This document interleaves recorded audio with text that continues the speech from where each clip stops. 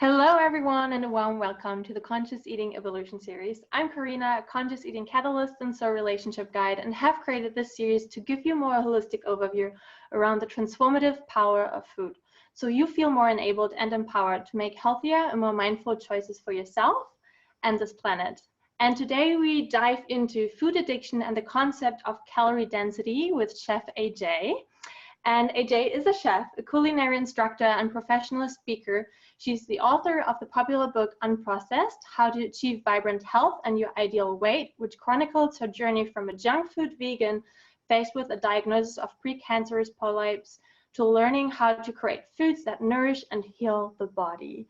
AJ, I'm so happy to have you here today. Thank you for having me. It's a pleasure to talk to you. Yes, I would love you to share about your personal journey, your story, because I think it is such a powerful and inspiring one. So definitely want to hear about that. It's a long one because I'll be 60 on my next birthday. How much time do you have? But basically, my journey, at least in terms of weight loss and food addiction, started in 1960 when I was born to a morbidly obese mother, which already predisposes me to being overweight or obese. It's not a death sentence if you have one or both parents overweight or obese, but it does make it more likely that you will follow suit. They say genetics loads the gun. It's our lifestyle and diet that pulls the trigger. But I became fat at the age of 5. So in 1965, there weren't really a lot of fat kids back then. There was usually one in every class. The classes had about 40 people in the Chicago public schools. And up and through college, that fat kid, every class was me. So, if I had known that one day I was going to be considered somebody that knew something about this, I would have taken more pictures. I would have chronicled my whole life. I had no idea that I would ever not be fat, because the truth is, I didn't really start my weight loss journey until I was 52 years old. It's only been about the last 5 years that I have been lean, and it's been actually quite effortless now that I understand what food addiction is and what calorie density is. But like I said, I became fat at the age of 5. By 11, I was obese. I was 160 pounds at the age of 11, and I was not yet 5 feet tall. And that was the weight that I maintained most of my life, about 160, 165, except for in my 20s when I got up to almost 200, when I was now even more obese, not quite yet morbidly obese. And I had no idea that food addiction was a thing, or that was the reason that I couldn't control myself around certain foods. I can control myself very well around foods like fruits and vegetables and whole grains and legumes, the foods that we're supposed to eat. But sugar and flour, candies, cakes, cookies, pies, and ice cream, I could not, once I started, stop eating them. And I thought there was something wrong with me, that I was broken, that I was weak-willed, that I had no willpower, until I learned that food addiction, for those that suffer from it, it's a real thing. It will be a real diagnosis one day. And that for certain people, particular foods are more drug-like than food-like. And once I learned that and stopped eating the foods that were making me fat and sick, I was able to not only lose weight, gain health, and be free from the clutches of compulsive eating, overeating, binging, and food addiction. So I learned this late in life, but that's the message I share now with people, especially women that are struggling with their self-image, their weight, and their eating. So from your perspective, what are really food addiction, and how does it feel like? Yeah, well, it feels terrible. I think any addiction, doesn't feel very good. But food addiction is a horrible name for what is hopefully one day going to be a disease that is acknowledged by the medical profession and the DSM. It's really refined food addiction, because you can't be addicted to food or eating, you would die. But you can be addicted to particular foods, and certain foods like sugar and flour, so bread, pasta, all the real sugars like honey, maple syrup, agave, coconut nectar, molasses, things like that. Even the artificial ones like stevia, xylitol, erythritol, mannitol. These all go through the same exact refining process as drugs and alcohol. And for those that are vulnerable to it, they have a drug-like effect. And so once we start, we can't stop. Now, are there people that can eat sugar and flour and desserts and treats and not have a lifestyle disease or be overweight? Absolutely. But if you are overweight or can't stop eating when you start, then it's probably not you. It's just like with alcohol. There are people that drink alcohol either occasionally or frequently that are not alcoholics. But if you're an alcoholic, you really can't be drinking alcohol in any amount if you wish to recover from alcoholism. And it's the same thing with these foods. The problem is these foods are so prevalent in today's food supply, these processed foods that didn't exist throughout most of human history, that our ancestors never ate or would recognize as food. They are now at every soccer game, every convenience store, not even, I understand that 7-Eleven sells these, but why on earth when I go to Home Depot or Michael's Arts and Crafts or Joann Fabrics is there candy at the register? Why, when I go to volunteer at my job at the hospital, is there a vending machine in the parking lot selling ice cream and candies and sodas? So the thing is these processed foods, which by the way, I use the term food loosely because I don't think of processed food as food. We didn't evolve eating them. They are readily available, easily affordable, and socially acceptable. So people don't think it's a big deal. Well, if you read Dr. Furman's book, Fast Food Genocide, you know it really is a big deal because it creates all kinds of diseases from heart disease to cancer to mental illness to even homicidal behavior. So maybe not in everyone, but for those that are vulnerable to it. Mm-hmm. And do you remember what really led you into becoming addictive to food? Was it specifically just that you have been exposed to the environment and never learned a different way? Or I think because they were something that was always in my diet. I remember at the age of 4, my mom giving me coffee, which is another addictive substance, by the way, caffeine, with cream and sugar. And we just, processed food didn't used to exist. And it was after World War II when the country became more affluent. Women started going back to work. Things like Swanson's TV dinner and Betty Crocker were born. And these were meant as conveniences. So for example, if you had company that came at the last minute, you would make a Betty Crocker mix because it's easier than scratch. Or if mom had a PTA meeting on Wednesday night, dad and Junior would have a frozen Hungry Man meal just to save time for mom. If you talk to the people that are still alive when this happened, they will tell you that they never expected this to become Americans' soul food source, because Americans eat less than 10% of their calories from fruits and vegetables and over 90% of their calories from animal products and processed food. They eat something like 70% of their calories from processed food, something that isn't even food. And there are many wonderful books that explain how processed food is addictive, how sugar is addictive, how fat is addictive, and how salt is addictive. And when you put them together in a process called layering and loading, which is what they do in the processed food industry and at restaurants, which is why we like eating out so much, you create this hyper-palatable product that creates a bliss point in your brain, and you basically can't stop eating. So when they say Lay's potato chips, bet you can't eat just one, you can't. And so I grew up eating processed food, not because my mom was lazy or didn't cook, because she did cook dinner, but she did have to work, and it was just easier to eat processed food than it was to make every single meal from scratch. So I just remember growing up with this cereal shelf, and it didn't just have one cereal like cornflakes. It had everything from Cocoa Krispies to Cocoa Puffs to Fruity Pebbles, all the sugar sweetened cereal, which is basically sugar and flour. There's more nutrition in the box. So I grew up not being a vegan like I've been now for 42 years, but eating most of my calories from refined carbohydrates like sugar, flour, and oil, and not getting the nutrients I needed from whole plant foods like fruits, vegetables, whole grains, and legumes. Now, there are people that eat like that don't necessarily suffer from food addiction or even from being overweight, but I was not one of them because I was predisposed to being overweight by having this morbidly obese mother. And in the food, we didn't eat the correct food. So, if you grew up in another time in human history or in another part of the world today, actually know somebody from Uganda, you're not going to suffer from food addiction. You're probably not going to suffer from any of the diseases that we get here, like heart disease or cancer or diabetes or even being overweight, because in these countries, they don't eat processed food, or if they have them, it's for the rich people because it's so expensive. And so it's the food that the, quote, poor people eat, like the rice and beans, that are going to make you trim, they're going to make you healthy. You can't get addicted to whole natural food. There's no arugula anonymous, I promise you. So I love that one. Thank you. Yes. Yeah. And so you were became very early vegan. What was that repelling moment for you that actually brought you into veganism? Right. So it had nothing to do, believe it or not, with my own human health or the health of the planet, which is now 2 of the 3 main reasons that people adopt a vegan or plant-based diet.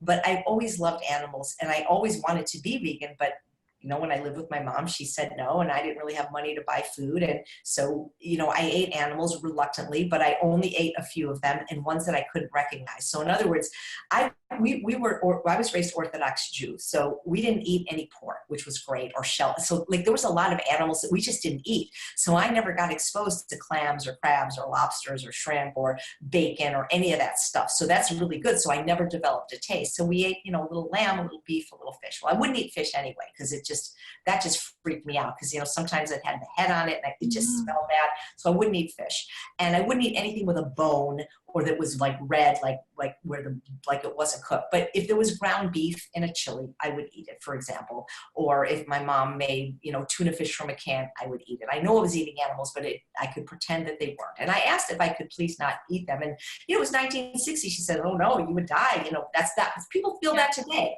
But the day I left home on September 1st, 1977, to attend the University of Pennsylvania as a freshman, I never ate another, at least knowingly never ate another animal product.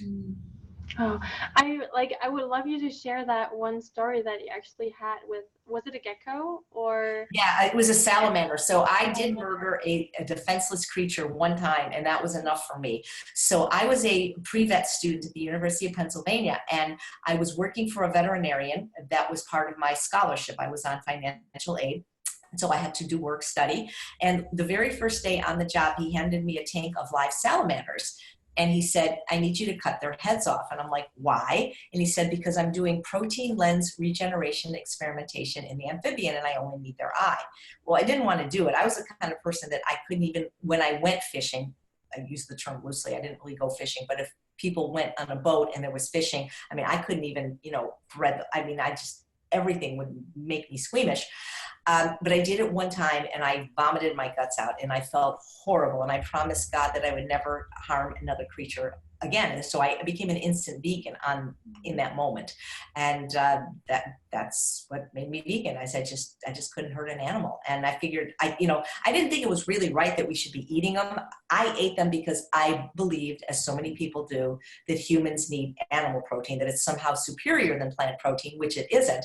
But now we know for a fact that that is not true, that actually there's nothing you can get from an animal-based diet that you can get in a better and more utilizable form from a plant-based diet, with the possible exception of B12. Yeah, I love what I love about your story, because you come really from, in that sense, from an ethical standpoint. And I think that's where a lot of people get confused about veganism, because it does not necessarily say that you are healthy or that because that's what you went through, right? It's so true. Listen, I'm still an ethical vegan. At the end of the day, that's why I became vegan, and that's why I'll never not be vegan. Even if somebody said to me, like some doctor, like, you will die if you don't eat an animal, I'm like, I guess I'm going to die, because those are my beliefs. That said, it just so happens that the correct version of the vegan diet, not the one that I was on the first 26 years, based on Coke, Slurpees, Dr. Pepper, candies, cakes, cookies, pies, and ice cream. After all, French fries and Coca-Cola is vegan. But the correct version of a vegan or a plant exclusive, based in unrefined plant diet, is not only, of course, still ethical and not harming animals, but it's also the best and unparalleled for human health, both for longevity, disease prevention, and disease reversal, but also for saving this planet.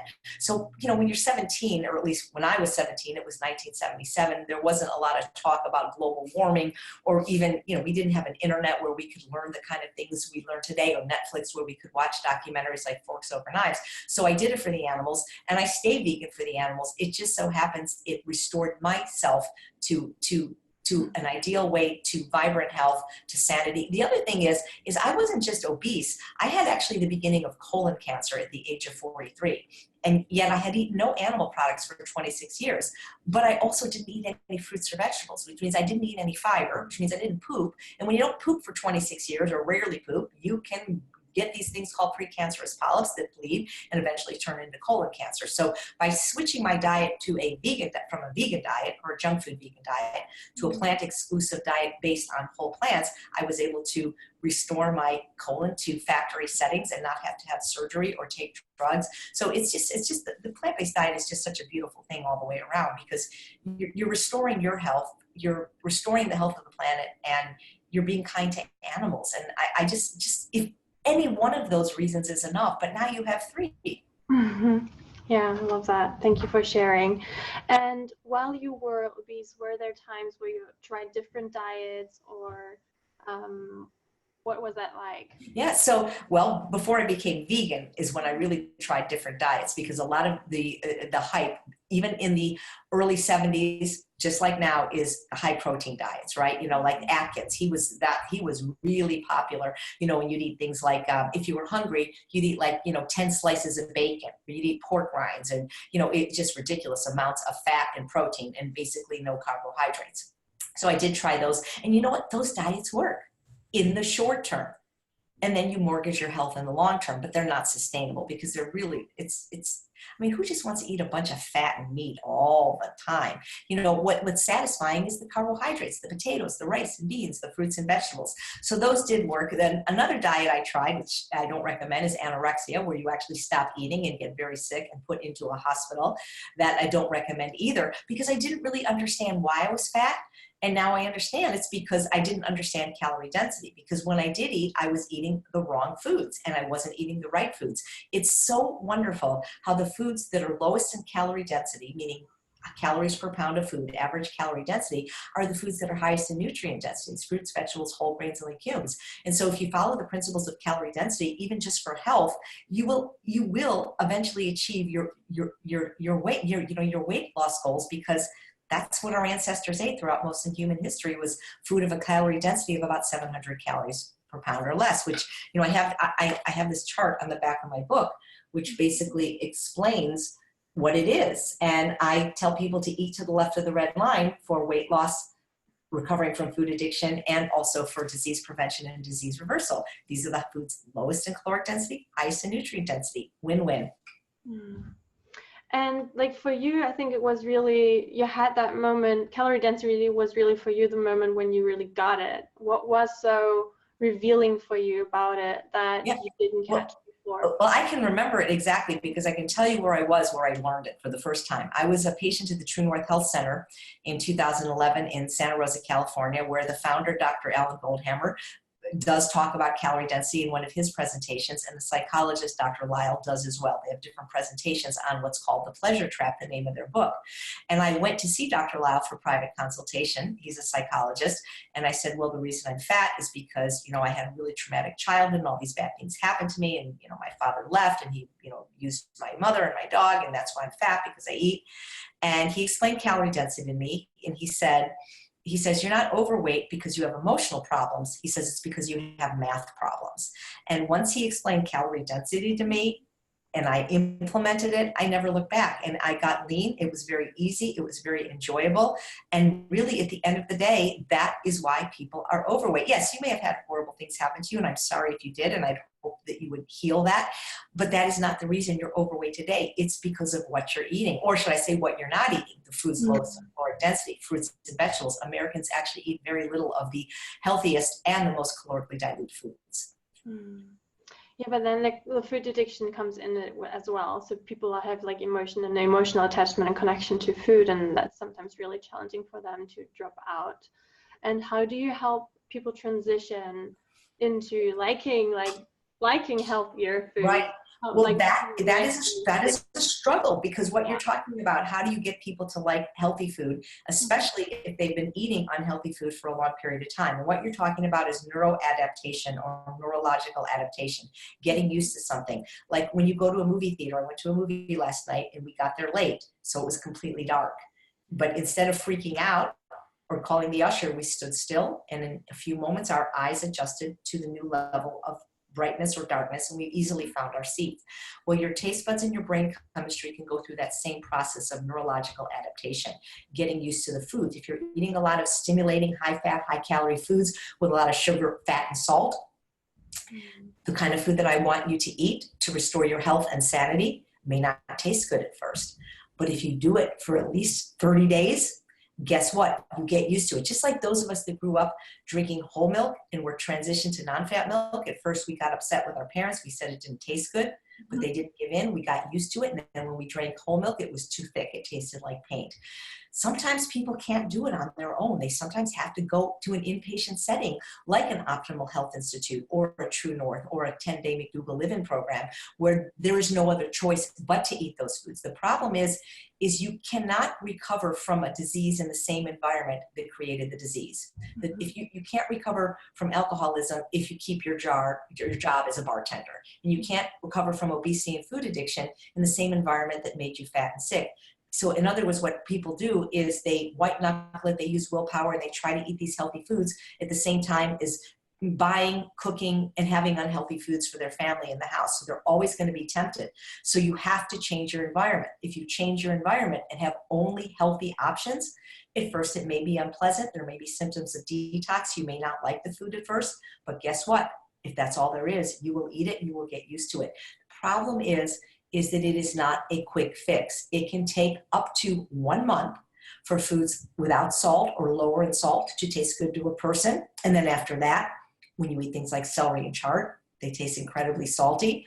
It can take 90 to 120 days from people going from like a standard American or a junk food vegan diet that's very high in fat to go to a less stimulating diet, lower in fat. And the trouble is most people won't give it the time it needs. That's why going to a place like True North or the Fasting Escape or Balance for Life, where you can actually do therapeutic water-only fasting, that can reset your taste buds and your brain chemistry very quickly. Because if you go without any food for a short period of time, even like a 5-day fast, when you refeed, everything tastes delicious, even steamed zucchini. Mm-hmm. Yeah. Yeah, I talked about with Nathan Gershfeld about that. So it's really, yeah, it can be very, very helpful if you want to reboot it really fast and quickly and don't have such a long transition period. Yep, absolutely. And so can you share a little bit of your personal, as you're a chef and you know not only what healthy eating is about, but you also know how to make it taste good. Yeah. Can you give some tips and tricks Sure. that you can implement easily? Well, I think I do, and thank you. I mean, some people maybe won't enjoy my recipes right away, but I do. What's interesting is all my recipes were tasted on what I call regular people that are standard American diet eaters. My first book, Unprocessed, it has 109 recipes. I tested on the blind students that I had when I was a volunteer culinary instructor in the Braille Institute, because blind people are very honest. They don't have a poker face. You could give me something out of politeness. I could say, oh yeah, that's good. Blind people can't do that. So I knew which recipes not to put in the book. Like there was this one tempeh recipe that you could tell and they just didn't like. So the first book, the recipes were tested on the blind. And the second book, I tested it on the cleaning crew in the apartment building that I lived in when I was writing these recipes. And they did not eat vegan or SOS-free, sugar-free, oil-free, or salt-free. And so, there's things that you can do to get, flavor without fat, to get taste without salt, to get sweetness without sugar. And so one of the things, for example, is using fruit. Fruit is very sweet.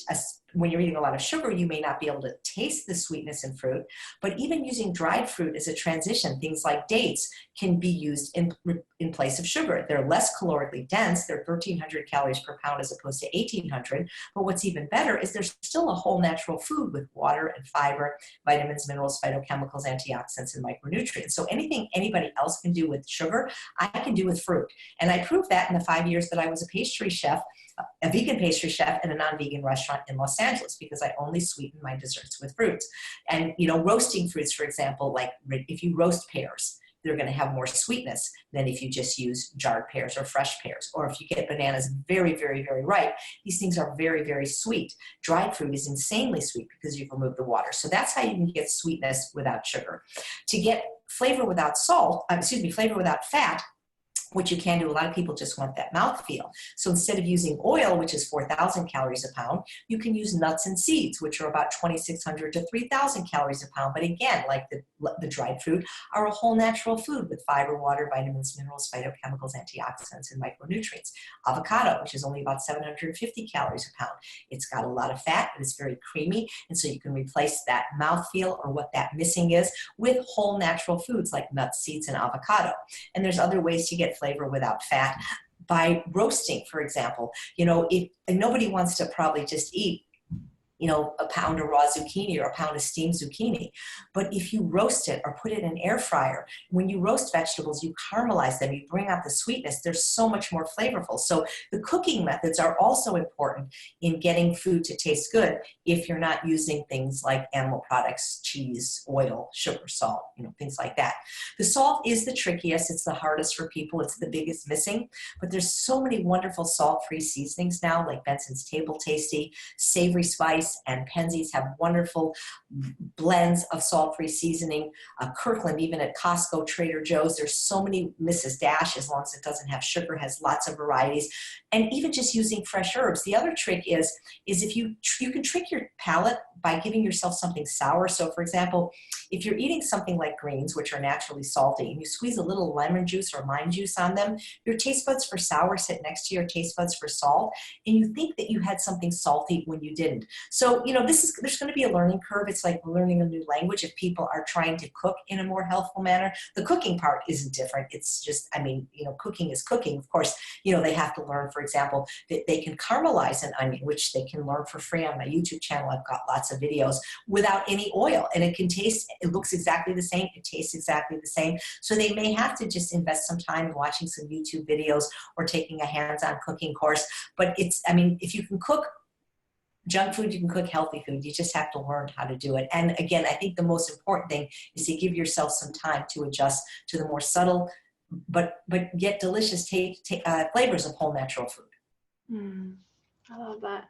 And as you've worked with a lot of people, what are common excuses for people to get out of the protocol or to follow the bandwagon? Can you share a little bit about that? I always thought that one day if I had time, I would write a book about all the excuses that I've heard, because some of them are just so unbelievable and so comical. So I have a friend who's lost 300 pounds on my program, and she says that excuses and results don't live on the same street. And so almost everything is an excuse. The main ones that I hear, though, over and over, is I don't have enough time. That is the biggest reason people can't eat healthy. The act of eating and chewing and swallowing food pretty much takes the same amount of time whether you're eating healthy food or unhealthy foods, but they mean they don't have enough time to prepare it. Mm-hmm. And so that is a real concern for people. They're very busy. Their lives are overextended. But the truth is once you learn some simple cooking techniques like I teach, like using an Instant Pot electric pressure cooker, you can get healthy, delicious, nutritious meals on the table in less than 30 minutes. And while they're cooking, you can do other things like listen to this wonderful summit, walk your dog, take a bath, things like that. So some of it is going to be learning how to use some of these tools. The air fryer, for example, maybe using a crock pot. The other thing is if you don't have time, then, it's funny, people don't have time to eat healthy, but they have time once they get sick for chemotherapy and limb amputation and getting open heart surgery. If you don't make time now, then you're going to have to make time later. So why not make it time now? Learn some simple cooking techniques. If you absolutely can't figure it out, it is not that expensive to get somebody to come in a few hours a week that does your batch cooking. I have people that I know that just in their life, they have people that work for them. Maybe they're assistants, maybe they're handymen, maybe they're their cleaning people that they're paying, not these huge salaries, that as part of their job now is to do their shopping and food prep. And I'm not talking about a professional chef that's going to cook all your meals, but that's going to basically get your rice and your beans and do the batch cooking and cook up batches of sweet potatoes and chop up your vegetables and put them in glass jars, things like that. And now we're very lucky to have a wonderful food delivery company in Baltimore that I've been working with called Mama Says, that gives a free shipping or lower shipping with my name, Chef AJ, that not only makes whole plant food without oil, but has a specific line for my people that is sugar-free, oil-free, salt-free, so that basically all you have to do is it comes fresh delivered to your door, and you can freeze it, refrigerate it, you can microwave it, you can heat it on the stove. You're still going to have to cook a little bit of vegetables and salad here and there and maybe get some fruit. So not having the time is the number one excuse I hear. But keep in mind that there, I believe, are 168 hours in the week, which means that time is the only commodity that's actually fair in life. Everybody has different amounts of health and good looks and money. We all have the same amount of time. So if you have time to watch this summit, you have time to put a tray of sweet potatoes in your oven while you're watching this summit. If you have time to be on Facebook or Instagram, you have time to prepare healthy food. It doesn't take any longer than preparing unhealthy food. Yeah, I like that. And you especially work as well with the 7 C's. And I would love you to share about some of them, because I think Sure. really I work with the 7 C's and I work on the 7 C's because I'm privileged to be a speaker most years that I'm available on the Holistic Holiday at Sea, which is a vegan cruise, and it's just a lot of fun. So the 7 C's, when I started teaching the Ultimate Weight Loss Program in 2012, I noticed that some people were immediately successful and they stayed at their goal weight, and other people had much more trouble reaching their goal weight, and if they did, they often had relapses and gained the weight back. And so I tried to look at the people that were successful and study them and see what they had in common. And they had characteristics in common. As it turned out, they all started with the letter C. And one of the biggest ones is they all had made a commitment. They all really had a strong commitment to doing this. They weren't like just trying to lose weight for a day in the future for their high school reunion or their daughter's wedding. They had a strong, compelling reason. We call it finding your why, or as Dr. Rosanna Oliveira says, the why that makes you cry. And so, but they all were really committed, and they made their commitment known by in my case, they were in my Ultimate Weight Loss group so they could share their commitment, but people that maybe were private clients, they told everybody. You know, I think about how when we're little, we're raised that if we blow out our birthday candles and make a wish, we're not supposed to tell it because the wish won't come true. Well, where this is concerned, tell everybody. Guess what? It makes you accountable. Post it on Facebook. Tell everybody, because then it's a lot harder to hide in the shadows, especially when things aren't going right. So commitment was a really strong one of the strong ones that sees. One of the really strong ones was community. That can be a deal breaker for so many people, because if you're just vegetarian in this world, you're a very small minority. If you're vegan, you're a smaller minority. And if you're a healthy vegan that doesn't eat oil or eats whole food plant-based, you're an even smaller minority. And so the world is not set up to see us recover from food addiction or lifestyle diseases, because most people do not eat this way and don't really have interest in eating this way. And since most of your friends and family that you're currently engaging with do not eat this way and probably have no interest in it, having a community of like-minded people or a tribe, or even just one person that gets you, that eats this way, can be enormously beneficial. It can be really hard when you feel like you're the odd man out. You know, we historically evolved in small communities. If you look at evolutionary psychology, we had like tribes, like groups of, 30 people, kind of like it was for me in grammar school. And the thing is if you didn't go along with the group, that meant certain death. You could be cast out. Well, nowadays, you don't get cast out in the same way. They don't kick you out of the village. But emotionally, mentally, it can feel that way. And so people want to go along. And so Dr. Lyle and Dr. Goldhammer in their book, The Pleasure Trap, actually have a chapter called Getting Along Without Going Along, where they can teach you strategies and things to say where you can still be part of the group, part of the village, but not go along with something that's going to be deleterious to your health.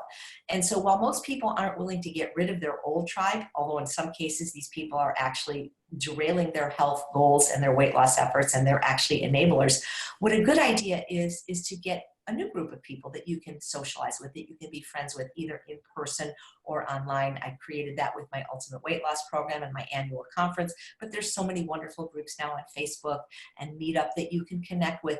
And I think having a community is one of the most important things for people that have had success.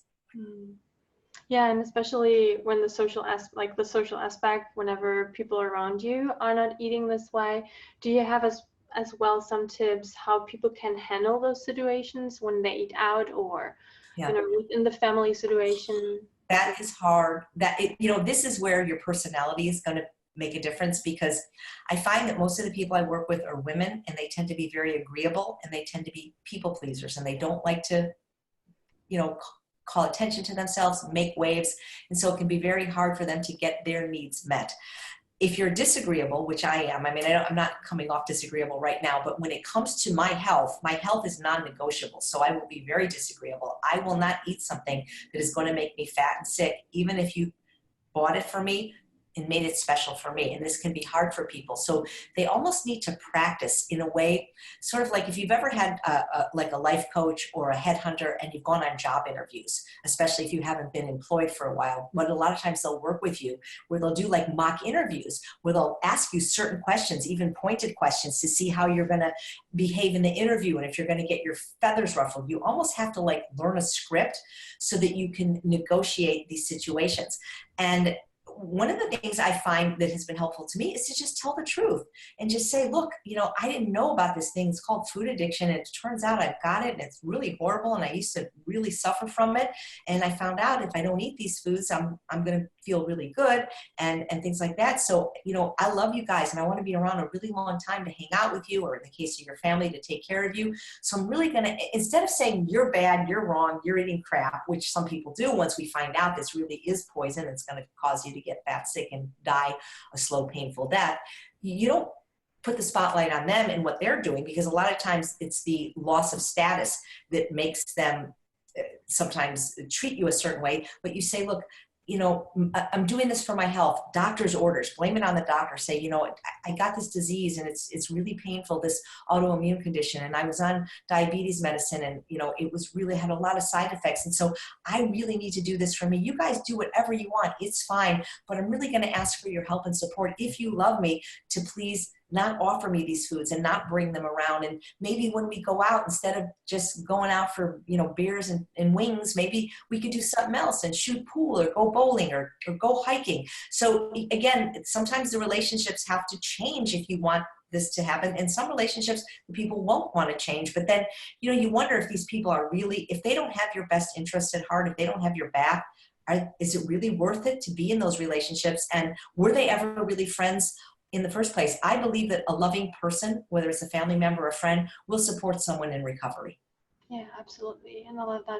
And I think it's as well an act of learning like self-love, really learning it and embodying it, and to really like learn to take care of yourself. I mean, for a lot of people, it has to go really bad first in order to learn it. But when you really commit to it, it really gives a lot back.